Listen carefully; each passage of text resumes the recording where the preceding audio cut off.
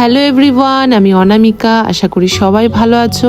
আবারও চলে এলাম তোমাদের সামনে নতুন একটি ভিডিও নিয়ে। আজ ছিল শ্রাবণ মাসের দ্বিতীয় রবিবার। শ্রাবণ মাসের রবিবার মানেই বেশ জমজমাট, তাই ভাবছি সন্ধ্যের পর আমরাও যাব, সাথে তোমাদেরকেও সেখানে নিয়ে যাব।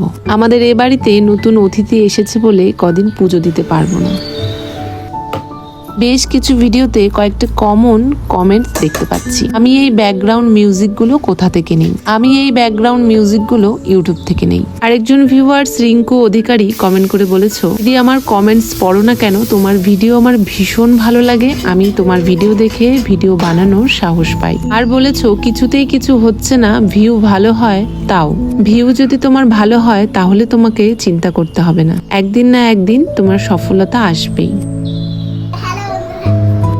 খাওয়া দাওয়া সেরে চলে এলাম ঘরের সমস্ত জামা কাপড় গোছাতে। অনেক কদিন থেকেই জামা কাপড় ধোয়ার পর আর গোছাতে ইচ্ছে করে না। আজ গোছাবো কাল গোছাবো করতে করতে অনেক জামা কাপড় পড়ে আছে, তাই আজকে ভাবলাম না, আজকে গুছিয়েই ফেলি। রান্না সেরে ভালো করে রান্নাঘরটা পরিষ্কার করে নিলাম। দিকে জামা কাপড় গোছানোর পর ঘরটাও বেশ সুন্দর লাগছে।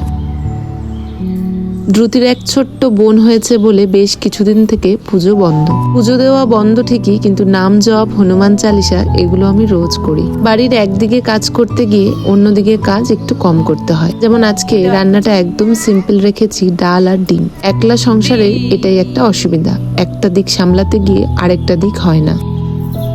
দ্রুতিকে খাইয়ে আমিও খেতে বসলাম, আর এদিকে খেতে খেতে দেখছি ওয়েদারটা কখনো রোদ আবার কখনো মেঘলা করছে। খাওয়া দাওয়া সেরে দুজনেই একটু রেস্ট নিয়ে নিলাম। সন্ধ্যের পর হঠাৎই কানে এলো বৌদি বৌদি বলে আমাকে যেন কে ডাকছে। গেট খুলতে গিয়ে দেখি এই ছোট ছোট ননদ দেওর এরা বলে বোম যাবে, তাই আমার বাড়িতে এসে ওরা ড্রেস চেঞ্জ গাড়ি রেখে গেল।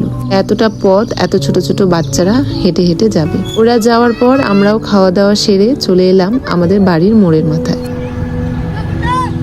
তোমাদের তো ভিডিওর ফার্স্টের দিকেই বলে দিয়েছি, আমাদের এখানে শ্রাবণ মাসের রবিবার মানে সন্ধেবেলাটা জমজমাট। আর এটা শুধু বিয়ের পরে না, আমি বিয়ের আগে থেকেই এই শ্রাবণ মাসের রবিবারটা এনজয় করি। আজকে যেহেতু প্রচন্ড গরম পড়েছে, তাই পুণ্যার্থীদের হাঁটতে ভীষণ কষ্ট হচ্ছে। এতটাই গরম আমরা দাঁড়িয়ে দাঁড়িয়ে ঘেমে যাচ্ছিলাম। ইচ্ছে আছে সামনের রোববার তিস্তা ঘাটের দৃশ্যটা তোমাদের সাথে শেয়ার করব।